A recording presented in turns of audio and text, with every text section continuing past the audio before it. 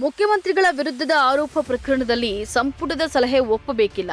ಮಂತ್ರಿಗಳನ್ನ CMA ಆಯ್ಕೆ ಮಾಡಿರುವಾಗ ಅಂತಹ ಸಂಪುಟದ ನಿರ್ಣಯ ಸಲಹೆಯನ್ನ ರಾಜ್ಯಪಾಲರು ಒಪ್ಪಬೇಕಾಗಿಲ್ಲ ಎಂದು ರಾಜ್ಯಪಾಲರ ಪರ ಸಾಲಿಸಿಟರಿ ಜನರಲ್ ತುಷಾರ್ ಮೆಹ್ತಾ ಪ್ರಬಲವಾಗಿ ಹೈಕೋರ್ಟ್ನಲ್ಲಿ ವಾದಿಸಿದ್ದಾರೆ. ಪ್ರಾಸಿಕ್ಯೂಷನ್ಗೆ ಅನುಮತಿ ನೀಡುವ ಮುನ್ನ ರಾಜ್ಯಪಾಲರು ಸಂಬಂಧಪಟ್ಟ ಪ್ರತಿಯನ್ನ ದಾಖಲಿಸಿ ಪರಿಶೀಲಿಸಿ ಟಿಪ್ಪಣಿಯನ್ನ ಮಾಡಿಕೊಂಡು ತಮ್ಮ ವಿವೇಚನೆಯನ್ನ ಬಳಸಿ ನಿರ್ಧಾರವನ್ನ ಮಾಡಿದ್ದಾರೆ.